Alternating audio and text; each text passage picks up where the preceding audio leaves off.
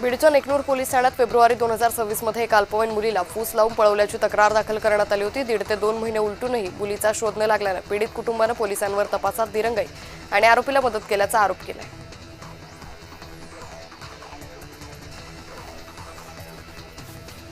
छत्रपती संभाजीनगर जळगाव सीमेलगत कंकराळा शिवारात विहिरीत वाहन पडून अपघात झाला। घटनास्थळी क्रेन मागून विहिरीतील पाण्यात बुडालेलं वाहन बाहेर काढण्यात आलं। चालकानं गाडी उतारावर उभी करताना हँडब्रेक न लावल्यानं गाडी थेट विहिरीत पडल्याची माहिती आहे।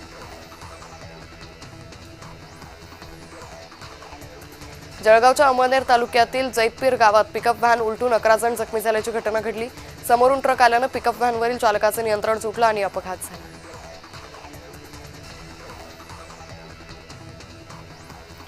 बुलढाण्यात अण्णाभाऊ साठेंच्या पुतळ्यासाठी साखळी उपोषण करण्यात आलं। 5 दिवसात मागण्या मान्य झाल्या नाही तर आंदोलन तीव्र करणार असा पवित्रा आंदोलकांनी घेतलाय। मातंग समाज बांधवांकडून हे साखळी उपोषण केलं जातंय। IAS अधिकारी तुकाराम मुंडे यांनी समाजासमोर आदर्श ठेवलाय। त्यांच्या आईच्या निधनानंतर अस्थी पाण्यात विसर्जित न करता वृक्षारोपण केलं। शिवाय 10व 13व गोड जेवणासारखे विधी होणार नाहीत असंही सांगितलंय। छत्रपती संभाजीनगर शहरालगत असलेल्या हर्सुल तलावात पोहण्यासाठी गेलेल्या 4 तरुणांचा पाण्यात बुडून मृत्यू झालाय। पाण्याचा अंदाज न आल्यानं त्यांचा मृत्यू झाल्याची प्राथमिक माहिती आहे। सोलापूर जिल्ह्याच्या नवनियुक्त जिल्हाधिकाऱ्यांनी विठ्ठल रुक्मिणीचं दर्शन घेतलं। जिल्हाधिकारी कार्तिकेयन एस यांनी नवीन पदभार स्वीकारता श्री विठ्ठल रुक्मिणी मातेचं दर्शन घेतलं।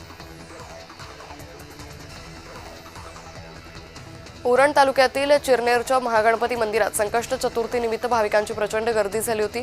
भाविकांची गैरसोय होऊ नये यासाठी मंदिर ट्रस्ट आणि ग्रामस्थांनी उत्कृष्ट नियोजन केलं होतं।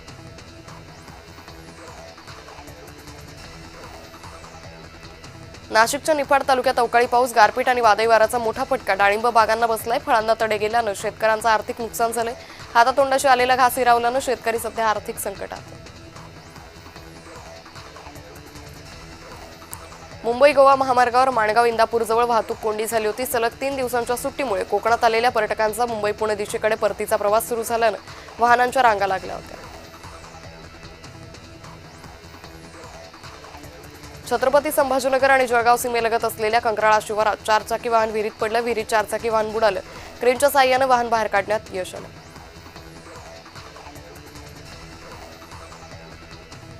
अकोल्यात दहशत माजवणाऱ्या टोळीची पोलिसांनी धिंड काढली। ज्या परिसरात गुंडांनी दहशत माजवली त्याच परिसरात माफी मागायला लावत पोलिसांनी गुन्हेगारांची धिंड काढली।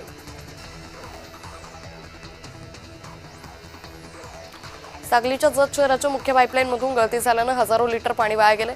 नगरपालिका प्रशासन आणि नगराध्यक्षांचं याकडे दुर्लक्ष होत असल्याचा आरोप स्थानिकांनी केलाय।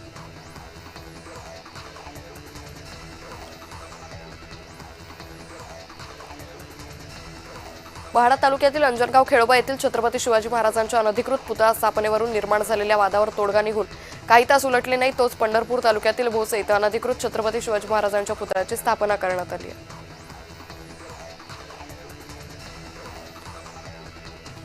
अहिल्यानगरमध्ये श्री विशाल गणेश मंदिरात भाविकांनी दर्शनासाठी गर्दी केली। संकष्टी चतुर्थीनिमित्त दर्शनासाठी आलेल्या भाविकांच्या सोयीसाठी ट्रस्टनं मंडप, पिण्याचं पाणी आणि सुलभ दर्शन रांगांची व्यवस्था केली होती। भिवंडीत BNN महाविद्यालयात भव्य रोजगार मेळावा संपन्न झाला। मॅजिक बस इंडिया फाउंडेशनच्या वतीने यामध्ये विविध क्षेत्रातील नामांकित कंपन्या सहभागी झाल्या होत्या। 450 विद्यार्थ्यांनी नोकरीसाठी मुलाखती दिल्या।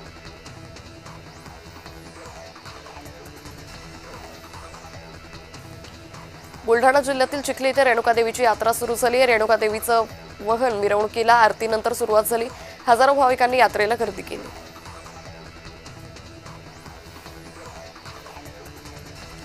रायगडच्या वावे दिवाळी गावातील जलजीवन योजनेचा बोजवारा उडालाय। ग्रामपंचायत हद्दीतील गावाच्या पाण्याच्या पाण्यासाठी जलजीवन मिशन योजनेतून 1,92,00,000 अधिक रुपयांचा निधी शासनानं मंजूर केला। मात्र 3 वर्षात निम्म्यापेक्षाही कमी काम झालंय।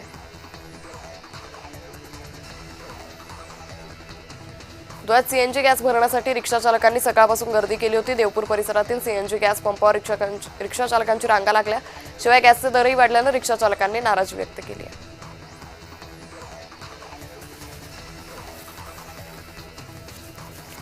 अकोल्यात मोराचं सुंदर नृत्य पाहायला मिळालं। उपविभागीय अधिकारी डॉक्टर शरद जावळे यांच्या निवासस्थानी मोराचं हे नृत्य पाहायला मिळालं। सकाळच्या आल्हाददायक वातावरणात मोरानं रंगबिरंगी पिसारा फुलवून सादर केलेलं नृत्य उपस्थितांनी मोबाईलमध्ये चित्रित केलं।